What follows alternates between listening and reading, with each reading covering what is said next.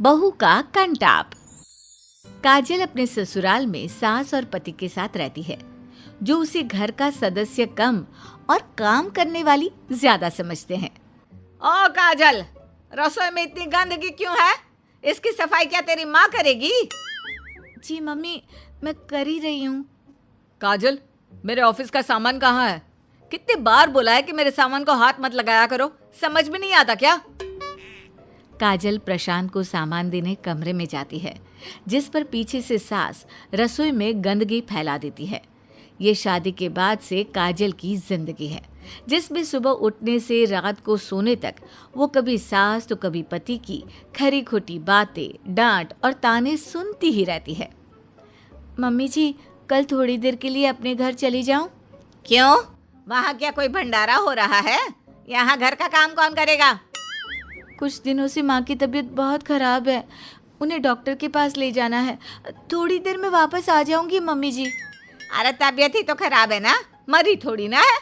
हाथ पैर चल रहे हैं तो खुद चली जाएगी, नहीं तो एम्बुलेंस भेज दे और काम पर लग चल।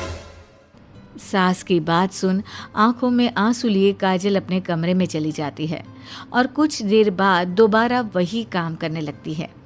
इसी तरह समय बीतता रहता है और काजल ससुराल के बोझ में दबती चली जाती है। एक दोपहर घर की डोरबेल बजती है, जिस पर गेट खोलते ही सामने अपनी बीमार माँ को खड़ा देख काजल हैरान रह जाती है।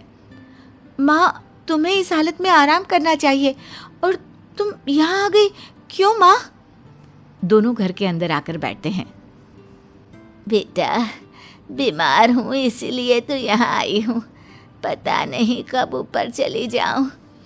उससे पहले आखिरी बार तुझे देखना था और ये बताना भी था कि मैंने अपना घर, पैसे, गहने सब तेरे नाम कर दिया है।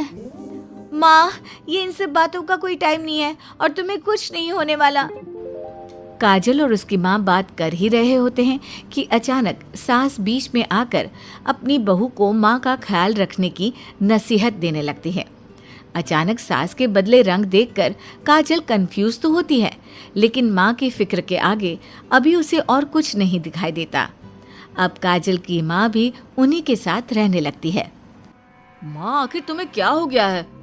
तुमने काजल की मम्मी को हमारे साथ रहने की इजाजत कैसे दे दी? मुझे तो समझ में नहीं आ रहा, उनकी तबीयत खराब है या आपका दिमाग खराब हो गया है? मेरा दिमाग हमेशा से सही जगह है, पर अगर तू कभी थोड़ा चला लेता ना तो आज ऐसे सवाल ना करता। उसकी माँ अपनी जिंदगी के आखिरी दिन गिन रही है, जिसके बाद उसके पैसे, घर, गहने सब काजल का हो जाएगा।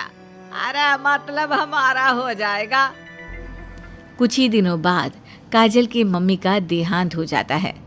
अगले ही दिन वकील काजल को सब कागजात दे देता है और इसी के साथ ससुराल में शुरू हो जाती है महाभारत, जिसमें सास और पति मिलकर उस प्रॉपर्टी के लिए हर मुमकिन कोशिश से काजल को परेशान करने लगते हैं, पर वो भी हार नहीं मानती।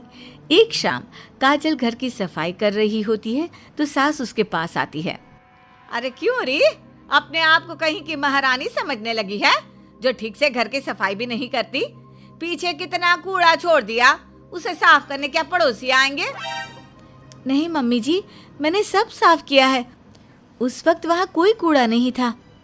तो तुम ये बोलना चाहती हो कि तुम्हारी सफाई करने के बाद मम्मी ने कूड़ा डाल दिया है? क्या बोल रही हो तुम? ये मैं नहीं, आप बोल रहे हो, और शायद सच बोल रहे हो। तुम्हारी इतनी हिम्मत कि मुझसे जुबान लड़ा रही हो और मेरी माँ पर इल्जाम भी लगा रही हो। प्रशांत जैसे ही अपनी पत्नी को थप्पड़ मारने के लिए हाथ उठाता है, काजल उसका हाथ पकड़कर उल्टा प्रशांत को ही कड़क थप्पड़ मार देती है, जिसकी आवाज पूरे घर में गूंज उठती है। तुम दोनों माँ बेटे ने मिलकर आज तक मुझे जितना परेशान किया, मैंने सब ये सोचकर सह लिया कि मेरी वजह से माँ को दिक्कत नहीं होनी चाहिए, लेकिन तुमने तो मेरी शांति को कमजोरी समझ लिया। ध्यान से सुनिए, आज तक शांति से रहती आई हूँ। अच्छा होगा कि वैसे ही रहने दो, क्योंकि अगर मेरे अंदर की असली काजल जाग गई ना तो तुम दोनों की नींदें उड़ जाएंगी। शादी के इतने सालों बाद अचानक बहू का ये रूप देख सास और पति की तो सांसें थम जाती हैं। जिस पर काजल के वहां से जाते ही दोनों डरी नजरों से एक दूसरे को देखने लगते हैं। अरे माँ, आज अचानक ये बकरी शेरनी की तरह कैसे दौड़ने लगी? ये वो नहीं, उसके आए पैसों और प्रॉपर्टी का घमंड बोल रहा है। बहुत आसमान में चढ़ रही है, इसे तो ऐसा जमीन पर लाऊंगी कि सीधा पाताल में ही पहुंचेगी। उसी रात प्रशांत और सास मिलकर काजल से बदला लेने के लिए इस बार उसके प्रॉपर्टी पेपर के साथ सब ज्वेलरी और पैसे चुराने का प्लान बनाते हैं और आधी रात को सास कमरे में चोरी करने के लिए पहुंच जाती है, लेकिन काजल सास को पकड़ लेती है, जिस पर खुद को बचाने और सास को पकड़ने की छीना झपटी में गलती से सास को थप्पड़ लग जाता है। तेरी इतनी हिम्मत कि मेरी माँ को थप्पड़ मारा?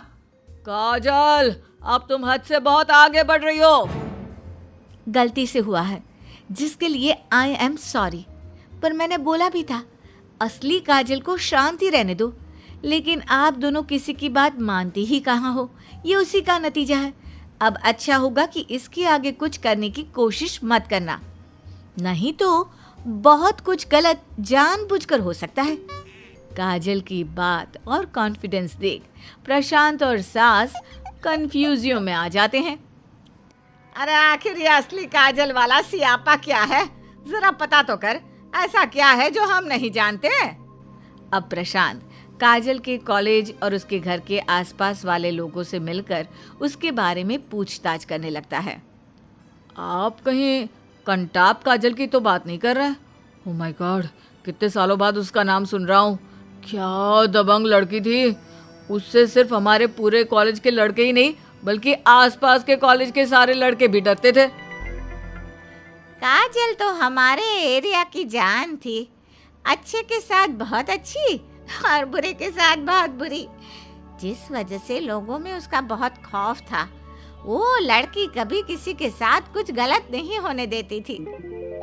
सबसे पूछताछ करने के बाद सवालों से भरा प्रशांत शाम को घर पहुंचते ही काजल से सवाल जवाब शुरू कर देता है।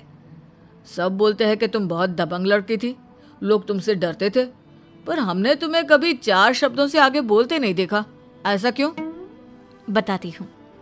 एक बार किसी दूसरे लड़की की गलतफहमी में मैंने हजारों लोगों के बीच मासूम और सीधे लड़के पर कई इल्ज़ाम लगा दिए, उसकी बहुत इंसल्ट की और साथ में थप्पड़ भी मार दिया।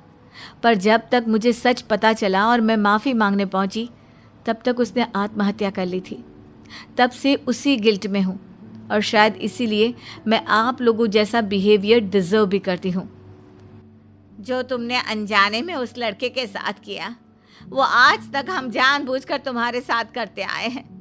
आज समझ में आया, घाव सिर्फ शरीर के नहीं, मन के भी होते हैं और शरीर से ज़्यादा गहरे होते हैं। क्या अपनी गलतियां सुधारने और हमें तुम्हारा परिवार बनने का एक और मौका दोगी प्लीज़?